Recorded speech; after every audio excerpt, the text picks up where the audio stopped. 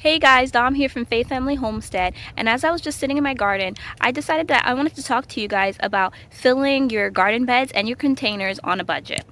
So when I lived in my previous house in the city, I built a garden from scratch there as well. And I built lots of raised beds, but then I came into the problem of having to fill them. And I didn't know about bulk soil or bulk composting, and I didn't know how I was going to get it to my property anyway. And I was on a very tight budget. And so what I did was I went to garden centers and like Lowe's and Home Depot, and I found all the open bags of soils and compost, and I just went and asked the cashier if that they would let me buy those on a discount. And a lot of times they gave me 50% off or 70% off. And this wasn't just like your, $2 bag of topsoil. Sometimes it was, but not a lot because I knew it was heavy and I didn't want to. I already had clay soil, and what I was looking for was actually to build up my soil and make it better.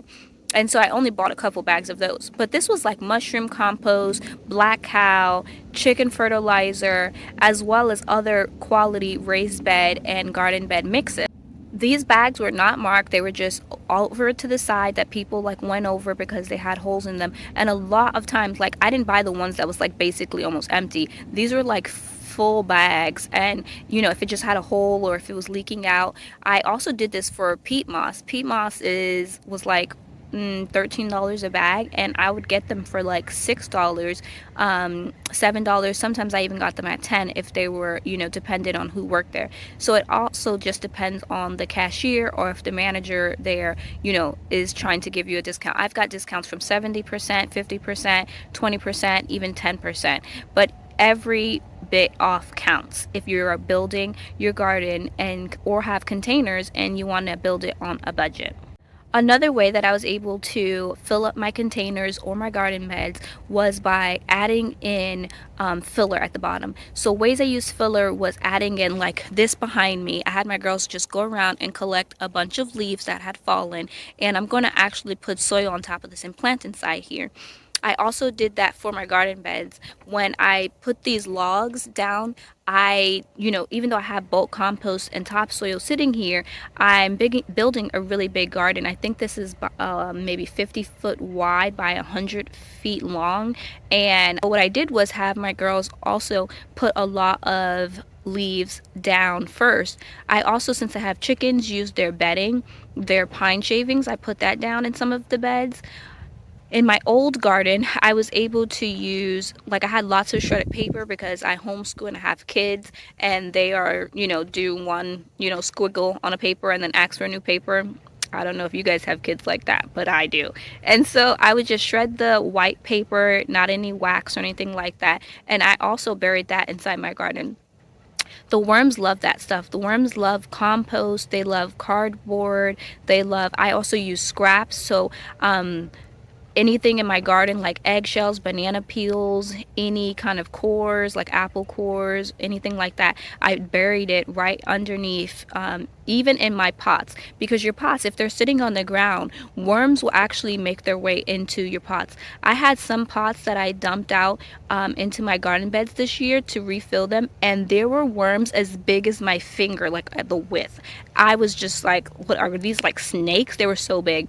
And so worms will definitely go in there and break it down. It wasn't broken down completely after a year. It was mostly broken down, but there was leaves in there. There were twigs. I also put twigs just as filler. You can also use, I went around to Starbucks and got all of their ground coffee grounds. Some other resources that I used was Chip Drop. I know it's not available in everybody's area, but I was able to get 2 deliveries of chips delivered to me, and I also added lots of wood chips to the bottom of my raised beds and containers. I also looked on eBay. I saw someone out there giving away free horse manure that had been sitting on their property for 2 years. So I went there and filled up on, I think it was like a 35-gallon garbage, like the garbage containers, and filled that up like 2 times with horse manure and was able to use that. Also, check your local landfills. My local landfill at the time was selling 5-gallon buckets of compost for 25 cents, and they were selling like bags of compost for $2. It wasn't super high in nitrogen because it was just like food scraps from the public school systems, as well as, you know, what's like yard debris, and so it wasn't really high in nitrogen. But if you're just looking for filler to make your garden have the best variety of soils, then it was definitely worth it for me. I want to show you, this tote is a really big tote, and I actually had my girls fill it to the top, but as it's been sitting here a couple days, it's slowly, you know, just compressing down, which is fine because I'm going to add in, this is probably, you know, 4 inches right here, and I'm going to fill the rest with soil and be able to plant right on top of there, and it's going to be fine. So I have all of these pools right here, and I filled every single one of them halfway with my chickens' bedding. These containers back here, I put twigs, sticks, leaves, anything that I can find, food scraps. I think I even put pine needles at the bottom. Pine needles does not make your soil acidic either.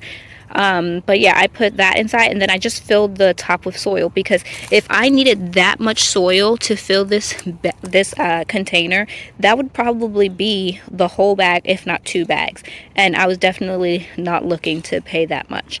And I did those last year. I know this video isn't like super long or elaborate, but I just wanted to encourage you guys that shop around and definitely know that you can garden on a budget.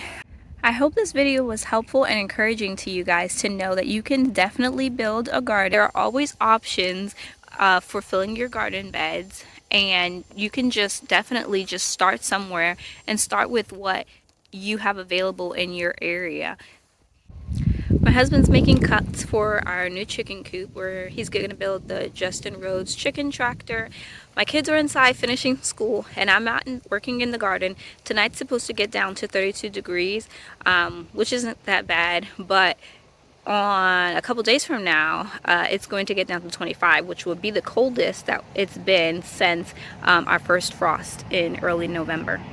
So I have to get back to it. I'm still filling garden beds. I just built this PVC hoop house for my plants to sit under, and I'm thinking they're gonna do just great. But I do have lots of work still, and so thank you guys for hanging out with me, and I appreciate it so much for all of you guys who are staying here and subscribing and liking my videos. It's very encouraging to me. Thank you so much, and I will see you guys next time. Bye.